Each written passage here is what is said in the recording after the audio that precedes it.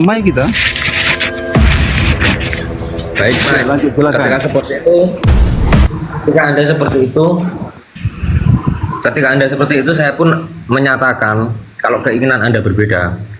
Saya sangat sepakat, misalnya, saya ingin membedakan sosok Yesus dan Nabi Isa. Sepakat, silahkan. Tetapi di dalam Bible Anda jangan sampai mempergunakan atau menyenggol-nyenggol atau menggunakan peribahasa daripada kami yang umat Muslim.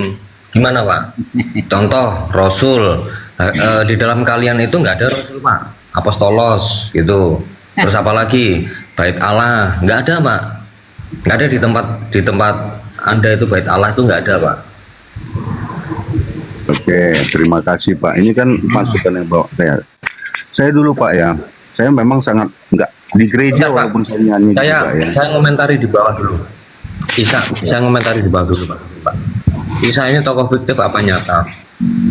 Kalau kamu bertanya di zaman sekarang, berarti kamu itu kehilangan yang namanya identitas untuk belajar mengenal sejarah. Lanjut, Pak, silakan. Oke, gini ya, istilah-istilah ini kan bahasa Indonesia Pak ya. Saya pun sebenarnya nggak suka saya itu menggunakan istilah-istilah yang diklaim orang merupakan kata Allah ya Allah. Saya kalau di gereja walaupun ada orang tua tangan saya mengatakan pada hari ini gitu kan, atau kita ada lagu itu ya, Tuhan Yesus hadir pada saat ini. Saya nyanyinya gitu, walaupun teman-teman saya juga Tuhan Allah hadir. Saya mengatakan Tuhan Yesus hadir pada saat ini. Hai sembah sujud di sini, gitu ya. Tetapi memang kita nggak bisa memungkiri Pak ya, banyak terjemahan-terjemahan yang masih menggunakan, yang masih terapiasi dengan terjemahan Abdullah bin Abdul Mursyid. Benar tuh, makanya dulu ada di dalam Bible itu ada masjid, ada Isa, ya. Sekarang kan sudah dihapus tuh, nggak ada lagi kata Isa itu. Ya. Ya, sepakat. Nah itu. Terjemahan ini masih apa namanya? Masih tidak bisa lepas dari terjemahan Nabi Musa, Pak ya. Kok nggak makan? Ya gitu ya. Jadi gini Bang ya, memang. Gimana Pak? Saya bau. Tapi iman saya sudah nggak mau lagi nerima itu. Saya nggak pernah mengatakan Isa.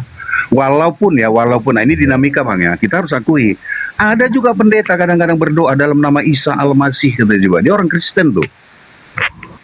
Itu dinamika saya akui. Pernah saya dengar dia berdoa seperti itu. Tapi bagi saya ya itu urusan dia lah. Bapak, kalau ada yang seperti itu Pak, ini Ya, keliru. Bapak pribadi, kalau ada yang berdoa seperti itu sah nggak Pak doanya Pak? Keliru, saya bilang keliru. Makanya bilangan 23 ayat 13, jauh hari Tuhan sudah mengatakan, jangan keluar dari mulutmu nama ilah lain tuh. Baca itu Keluaran 23:13. Tapi kan begini Pak ya, jangankan di kitab Pak, bersama-sama Tuhan Yesus saja ada iblis Pak yang bekerja. Itu si Judas Iskariot tuh iblis tuh. Apalagi sebuah kitab. Makanya saya sangat apresiasi ketika terjemahan itu direvisi. Kenapa? Saya yakin dalam terjemahan itu banyak yang keliru tuh. Makanya Paulus jauh hari sudah mengingatkan, ujilah segala sesuatu, ambillah yang benar. Apakah kita harus percaya dengan sebuah buku buatan manusia itu? Saya pribadi jelas tidak. Saya tidak. Saya hanya percaya kepada Tuhan Yesus, sudah gitu aja. Kalau pada buku Ya, kalau saya rasa prinsip keimanan Bapak demikian, saya respect. Dan apa namanya, ada hal yang fundamental yang Bapak pertahankan yang tidak notabene berbeda dengan Kristen yang lain. Kalau saya menganggap demikian, saya respect. Jadi apapun itu, kalau Anda membedakan sosok Isa dan Nabi sosok Nabi Isa dan juga Yesus dengan seperti itu, silahkan. Makanya saya tunjukkan tadi begini Pak. Waalaikumsalam warahmatullahi wabarakatuh. Waalaikumsalam. Sedikit aja Bang ya. Makanya saya tadi menunjukkan Al-Quran terjemahan bahasa Yunani itu di Quran surat Ali Imran ayat 45 itu Masihu Isa. Ternyata di terjemahan bahasa Yunaninya itu dari Kementerian Arab Saudi itu Mesias Yesus gitu kan, tanda kurung Kristus Yesus katanya gitu. Itu dari Mesias nama aja, dari nama saja saya menganggap itu sama gitu. Kalau merujuk ke Al-Quran terjemahan bahasa Yunani dari Kementerian Arab Saudi gitu. Tapi ya nggak masalah, silakan kalau membedakan gitu aja. Mantap. Assalamualaikum Bang Zuma. Waalaikumsalam warahmatullahi wabarakatuh. Silakan Bang.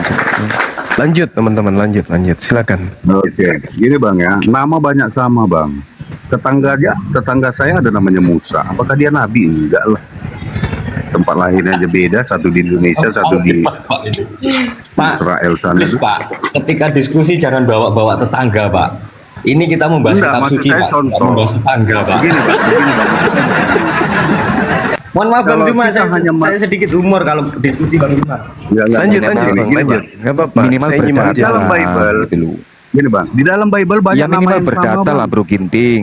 Minimal berdata lah kayak saya tadi. Sebentar, ini kan saya kan contoh. Kita santai-santai aja bang ya. Di dalam Bible banyak nama yang sama. Apakah nama yang sama itu membuktikan bahwa dia itu orang yang sama? Tidak. Nama Yesus banyak bang. Di dalam Bible ada Yesus Barabas tuh.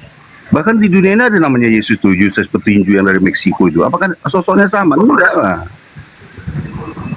Jadi saya begini bang, saya mempelajari tentang yang nama ini gimana ceritanya, lahirnya di mana, yang melahirkan siapa, lalu perbuatannya apa, gitu loh.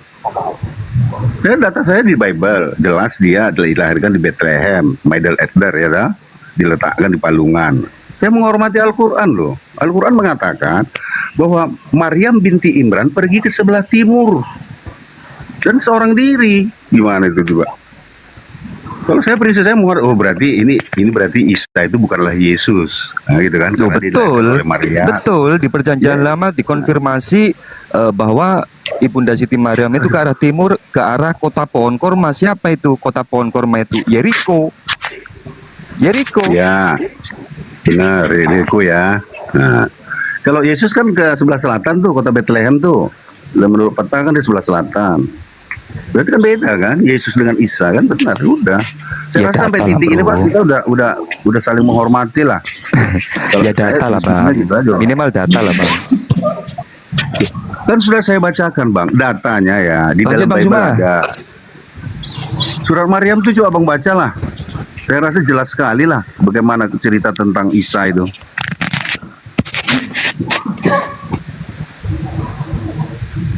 Selamat Oke teman-teman malam. sekalian. Malam. Oke ya. Silakan. Malam Pak Pendeta, silakan. Silakan Bang Zuma. Iya. Baik. Bismillahirrahmanirrahim.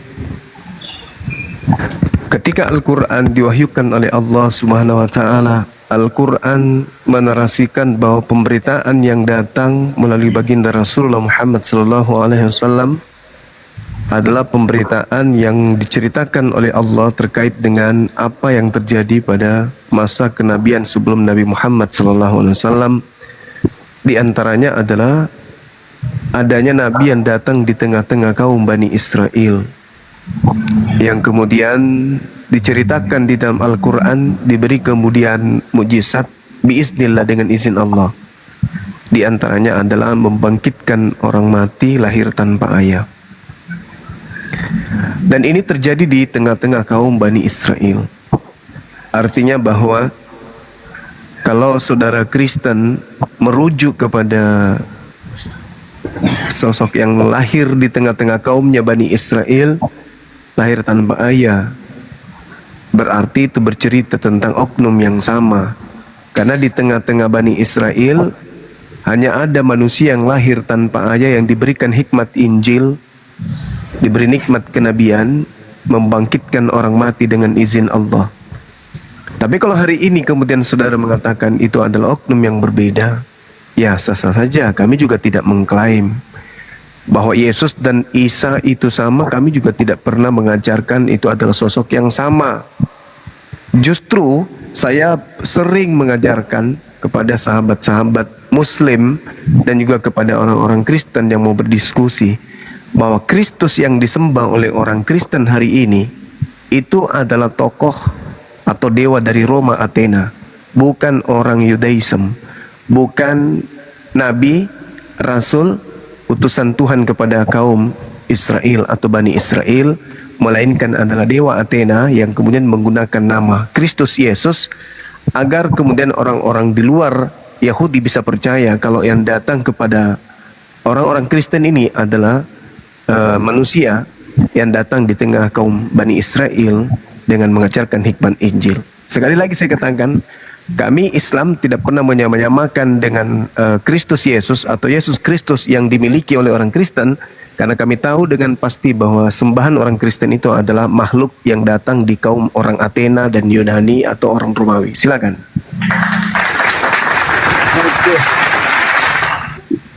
Terima kasih Bang Juma, enak ya diskusinya ya. Tapi begini, kita mungkin karakter kita berbeda ya. Ketika saya diskusi, saya tidak pernah mengatakan Allah itu batu, ya. Saya tidak mau mengatakan seperti itu. Ya Tuhan Anda Allah Subhanahu Wa Taala, ya udah itu urusan Anda. Saya tidak mau menghakimi, oh itu di batu, itu ilusi, itu nggak mau. Seperti Bang Juma, yang disembah orang Kristen adalah dewa. Kita bukan diskusi ke sana.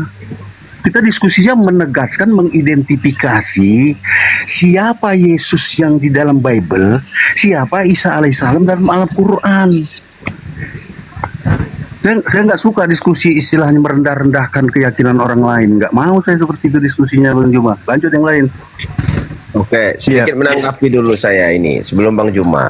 Sabar sebelum temannya menangis meraung-raung. Jadi gini Bang, ketika saya berbicara mengenai apa yang tertulis di Bible, di kitab saudara. Paulus mengatakan Yesus Kristus yang datang kepada Paulus itu bukan manusia. Sedangkan yang dibahas oleh Bani Israel adalah manusia. Anak seorang perawan yang bertunangan dengan Yusuf. Itu yang dibahas oleh orang-orang Yahudi di dalam Talmud. Di Sanhedrin 52. Itu manusia itu. Sedangkan yang datang kepada Paulus, ya Anda harus akui dong bahwa Paulus mengaku dalam Galatia 1:15, Galatia 1 nomor 1, nomor 11, nomor 12, yang datang kepada Paulus itu bukan manusia tapi namanya Kristus Yesus, nama doang yang sama. Dan Paulus terbukti di dalam Kisah Para Rasul 17 nomor 21, 22, 23, Paulus mengajarkan bahwa Kristus Yesus itu adalah agnostos theos alias dewa yang disembah oleh orang-orang Athena jauh sebelum kemudian Kristen itu ada. Kata Paulus, aku datang mengajarkan kalian, memperkenalkan kalian, yaitu dewa yang kalian sembah selama ini yang kalian tidak kenal dalam nama Kristus Yesus. Coba Anda baca dalilnya. Berarti yang Anda sembah hari ini bukan manusia, tetapi dewa Athena yang Paulus ajarkan kepada orang-orang Yunani, Romawi. Silakan baca data, Bang. Ya, betul. Terima kasih. Ya, terima kasih Bang Juma ya. Pernyataan Bang Juma, saya sependapat. Sabar Bang Logika, sedikit saja. Sabar sedikit saja. Saya sangat setuju dengan apa yang dikatakan oleh Bang Juma, karena Bang Juma ini memiliki dasar. Dasarnya ada. Keroyokan ini. Dua lawan satu. Beliau mengkaji. Tidak, saya menanggapi sedikit saja. Beliau menanggapi. 2 lawan 1 berarti. Saling membantu. Dengan literasi tekstual. Ya. Udah, Pak Lamsen aja lanjut. Ini udah main keroyokan, saya nggak suka diskusi. Bukan keroyokan, menanggapi. Kok kabur? Belum aja. Saya juga suka dengan memutarbalikkan ajaran Alkitab kami. Jadi kalau sudah Islam mengajak ajaran Alkitab dulu, Pak Nababa. Saya juga off lah. Saya tidak mau lagi sudah seperti ini. Saya tidak mau mensampuratakan itu ajaran Alkitab diputarbalikkan oleh bos kita Juma. Loh, itu biasanya Alkitab ini berbeda. Nanti dulu, Pak malam kita bahas. Sampai jumpa lagi. Yang ada di Indonesia itu berbeda dengan literasi orisinal tekstual. Tidak bisa. Terima kasih. Sabar dulu, Le. Saya tidak mau dengan Bang Juma ini Saya sudah tahu sifat dia. Saya sudah tahu. Pak, kok baper sih Pak? Dari tadi baperan mulu deh. Padahal lo dari tadi kita nggak ada yang Terima kasih. bantah Bapak lo. Kalau kondusif, aman dan nyaman, saya katakan selalu saya suka. Ini bukan berdebat Pak Naibaho. Jangan mengajarkan. Obrolan. Jangan mengajarkan. lagi-lagi Buka Bapak. Alkitabnya, kita buka bersama. Apa ajaran Alkitab? Itu yang paling enak dan cocok. Ini ngerocos terus tanpa membuka Alkitabnya itu. Ya masalahnya Alkitab Bapak dengan Alkitab yang ada di Roma itu berbeda. Itu Terima masalahnya. kasih, terima kasih. Saya off. Kok off? Nanti dulu lah. Ya Padahal saudara pendeta ini bukan Islam loh. Beliau adalah Nasrani, Nasorios. Ya, saya setuju dengan pendapat Bang Juma tadi. Memang kalau kita sekaji secara orisinil tekstual, bunuh dirilah mereka itu. Ya, Itu saja. Allah. Solti, selamat malam. Ruben, selamat malam. Ini Kristen atau apa nih kalian ini? Berdua ini. Solti sama Ruben. Selamat malam. Oten. Oke, silakan diskusi kalau mau diskusi. Ruben. Silakan Solti, kalau di mute. Siapa kambing dan domba?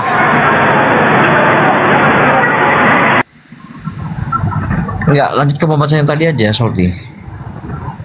Tahu, baru datang. Nice.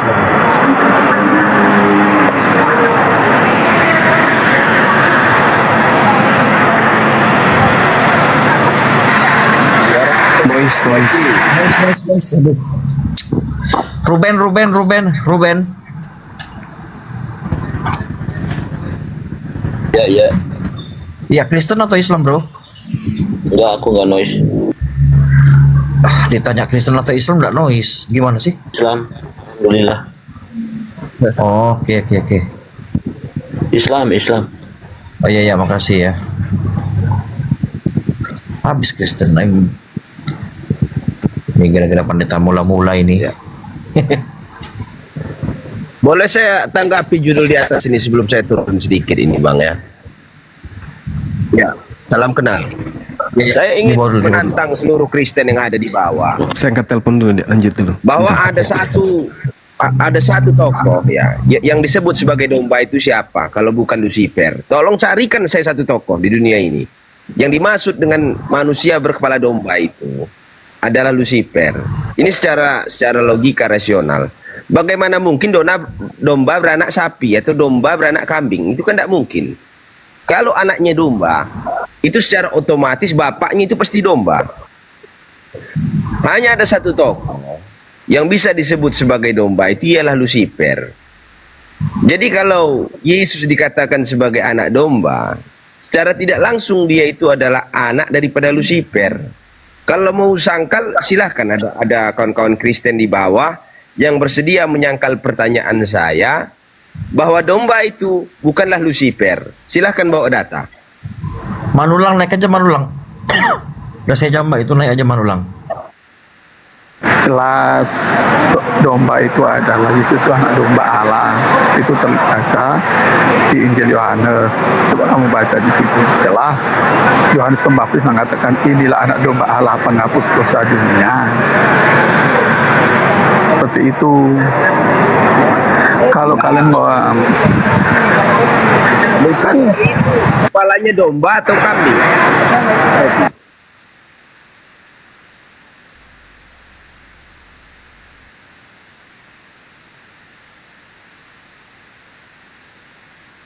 Iya, domba itu masalahnya Lucifer.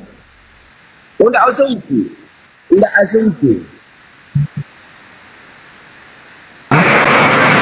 bahwa Lucifer adalah domba itu sendiri.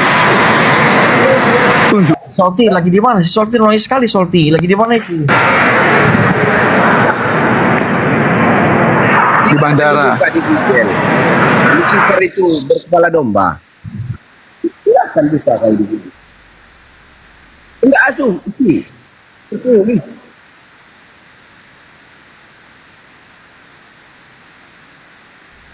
Dah noise sekali di bawah aja gitu sudah. Wah, sakit telingaku dengar. Iya, ndak asik. Nggak asik, dibawa aja dulu. Sakit. Telinga aku. Minumlah tua dulu kau Sopi ya. Santai saja di bawah. Lanjut Bang Juma. Ribut sekali suaranya.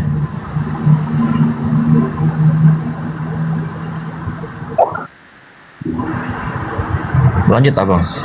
Ya sambil carikan domba-domba ini. Kambing-kambingnya domba itu.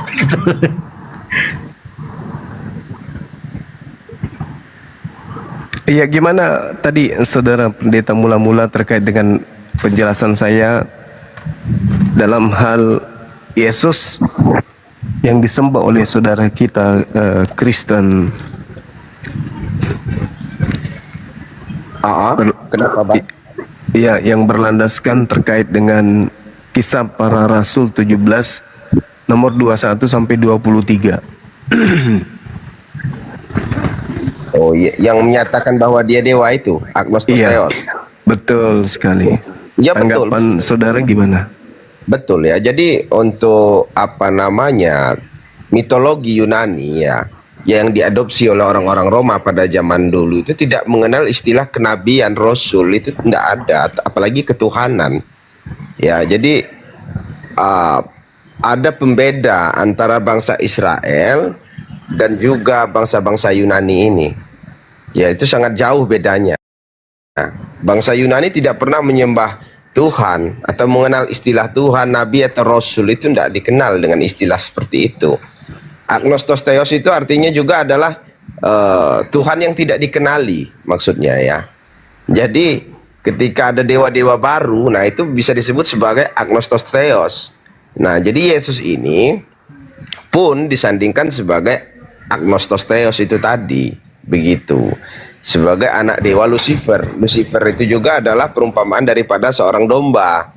Jadi kalau kita boleh searching di Google atau kita melihat artefak-artefak ya, atau lukisan-lukisan kuno atau peninggalan-peninggalan sejarah, ada satu tokoh yang berkepala kambing, itu tidak lain tidak bukan hanya diperuntukkan untuk Lucifer itu tadi ya. Jadi kepalanya domba, dia memiliki tanduk. Nah, itulah kenapa dia disebut sebagai anak domba, karena domba itu sendiri adalah Lucifer itu sendiri. Nah, jadi yang diadopsi oleh mereka tadinya itu ya satanis itu tadi. Makanya kalau kita masuk gereja satanis pasti ketemu lambang kepala domba. Ya begitu. Jadi saya sangat setuju dengan apa yang Abang sampaikan tadi, bahwa orang-orang Yunani ini tidak pernah mengenal ketuhanan, Nabi atau Rasul, tidak ada. Jadi secara otomatis ya, apa yang tertulis di dalam orisinil tekstual, literasi tekstual itu berbeda dengan Alkitab yang ada di Indonesia ini. Jadi secara tidak langsung Alkitab yang ada di Indonesia ini tidak sama, berbeda isi dengan yang ada di sana. Iya. Apalagi sudah banyak di Indonesia ini yang menggunakan istilah-istilah Quran kan? Betul. Gitu. Jadi pada kesimpulannya mereka yang mengganti, merubah, menambah atau mengurang. Gitu kan? Iya. Betul. Setuju. Jadi orang Yunani memang tidak mengenal konsep kenabian, kerasulan, apalagi konsep ketuhanan, tauhid. Mereka hanya mengenal tentang konsep dewa-dewa kan gitu, dewa-dewi. Betul Bang, betul. 100%. Dan pengajarannya juga berbeda ya, antara pengajaran ketauhidan itu tadi sama Ibrahim dan pengajaran yang diajarkan oleh bangsa Roma di dalam kekristenan itu jauh berbeda konteks. Trinitas dan Tritunggal itu tidak mengajarkan ketauhidan kepada satu Tuhan, tidak ada. Mereka lebih ke Trinitas, Trimurti dan Tritunggal, lebih ke sistem kedewaan seperti Siwa, Brahma dan Wisnu. Sebenarnya Trinitas, Trimurti dan Tritunggal itu sudah duluan diadopsi di Indonesia jauh ribuan tahun sebelum itu, diajarkan di dalam agama kehinduan, tiga adalah satu. Iya, yang Trimurti itu ya. Iya, termasuk inkarnasi. Sama, inkarnasi itu juga dari Hindu juga. Jadi secara tidak langsung bangsa-bangsa Yunani ini mengadopsi metodologi cara keimanan daripada orang-orang Hindu. Iya. Itu loh Bang. Luar biasa memang ya. Pantas aja saudara ini nggak mau mengaku Kristen tapi ngaku Nasrani. Iya iya. Oh, Karena iya, betul. pengikut Jadi memang dulu Paulus itu yang disebut Kristen. sejarahnya kan dulu Bang itu memang dimusuhi oleh orang-orang Roma. Jadi dulu background daripada orang-orang Yunani ini, orang-orang Roma ini memang memusuhi pengikut-pengikut Kristus. Karena datangnya Yesus itu sebenarnya kan menentang itu tadi mereka. Makanya merekalah yang menyalibkan. Sekarang justru mereka yang mengimani, kan lucu. Iya iya iya. Mereka yang menyalib, sekarang mereka yang mengimani. Menjilat ludah sendiri kan. Iya, benar. Benar. Karena mereka yang mengeksekusi kan, mereka juga yang kemudian sekarang yang menuhankan. Iya. Kelihatannya sih bukan menuhankan tapi mendewakan kan gitu ya. Betul, mendewakan. Mendewakan. Nah, jadi sebenarnya pengimanan daripada Yesus ini sebelum di zaman kekaisaran Roma ini memeluk kekristenan. Kerajaan pertama yang memeluk kekristenan itu kan adalah kerajaan Roma itu ya, Bang. Iya. Justru ya Paulus ini mengkritik penyaliban. Kok bisa? Nah, ini saya jelaskan. Paulus ini mengatakan di dalam Alkitab bahwa yang memikul kayu salib itu adalah Simon, bukan Yesus. Itu kan jelas tertulis. Ya. Jadi yang memikul dosa manusia itu bukan Yesus. Yesus tidak pernah dikatakan memikul salib. Dan yang diarak ke Bukit Tengkorak itu bukan Yesus, tapi Simon. Iya, iya, iya. Begitu. Simon. Nah, justru Paulus mengkritik penyaliban tersebut, bukan mengaminkan. Tetapi buktinya sampai sekarang justru Kristen masih mengimani bahwa yang disalib adalah Yesus, yang memikul kayu salib adalah Yesus. Bahkan kalau kita baca secara lantang, tegas dan jelas, tidak ambigu, tertulis sampai detik ini belum ada yang menghapus bahwa Simonlah yang memikul kayu salib sampai ke Bukit Tengkorak itu. Iya, Man. Karena memang ada Simon dari Kirene kan yang terlibat juga penyaliban itu ya. Sorry, yang mikul salib. Betul. Kalau perikop-perikop itu kan nggak jadi patokan, itu kan bukan bagian daripada Alkitabiah itu, Bang. Iya, iya, iya. Paulus itu mengkritik bahwa yang disalib itu, kata Paulus, itu bukannya Yesus katanya, tetapi Simon dari Kirene, itulah yang di tengah, yang nggak berdosa itu tadi. Sesuai kan, orang yang tidak berdosa itu kan yang disalib, yang berdosa kanan kiri adalah Simon, adalah Yesus. Yesus ini, Yesus Barnabas itu tadi. Pada saat itu terdapat seorang yang yang terkenal kejahatannya bernama Yesus Barabas. Kan judulnya sudah dikasih tahu oleh si Paulus. Nah, waktu itu berencana setelah mau disalib datanglah Simon itu kan. Nah, diganti lagi dengan yang namanya Simon. Maka terkonfirmasi juga kan di abad ke-7 di dalam Al-Quran. Nah, bahwa dia tidak disalib. Selesai. Iya, iya. Dia tidak disalib. Karena Yesus sendiri di berbagai dalil mengatakan dia tidak disalib, memang dia tidak mati gitu. Tapi selalu merujuk kepada dia. Betul, dia. Orang lain yang ditunjuk oleh Yesus. Iya. Iya Dan kan? di hari ketiga itu dia membuktikan kepada murid-muridnya bahwa aku ini masih hidup. Mengapa Masih engkau hidup. mencari aku, orang yang hidup di antara orang yang mati? Itu siapa yang berkata itu kan? Yesus yang berkata. Iya, iya, iya. Jadi data yang Bapak gunakan, Abang gunakan itu beda dengan data mereka, berarti kitab mereka. Oh, Kalau yang saya bahas ini saya masih menggunakan kitab mereka. Kitab mereka juga jelas kok di situ tertulis bahwa yang disalib itu adalah Simon, bukan Yesus. Tidak masalah itu. Iya, iya, iya. Nah, jadi apakah berdosa ketika kita mengimani sesuatu yang memang tertulis? Ya kalau kata saya suatu kewajiban, saya lebih beriman kepada sesuatu yang sifatnya tertulis daripada doktrin. Jadi tidak berdosa ketika misalnya saya mengimani yang tertulis. Karena Iya. apa? Karena doktrin itu tidak boleh melawan yang tertulis. Begitu. Kalau yang tertulis boleh melawan doktrin, itu hukumnya. Jadi apakah gereja bisa dikalahkan? Bisa dikalahkan gereja itu, menurut saya. Dan Yesus Karena juga tidak pernah karena pakai doktrin gitu. Iya. Loh, jangan takut berdosa saudara-saudara Kristenku, terkasih dan tersayang. Jangan takut. Kenapa? Karena yang tertulis itu di atas segala-galanya. Bagaimana mungkin doktrin bisa melawan yang tertulis? Doktrin menyangkal yang tertulis. Yang tertulis itu adalah firman. Gitu? Iya, iya, iya, betul. Yang tertulis adalah firman. Sementara yang terlaksana bukan firman. Bukan firman. Betul. Bagus Cuma- juga. Siap. Pak Pendeta, Iya, Bang. Pak Pendeta. Iya. Sedikit pertanyaan Pak dari saya Pak. Mm. Apakah iman Bapak itu bisa terlepas dari namanya doktrin dan dogma Pak? Silahkan.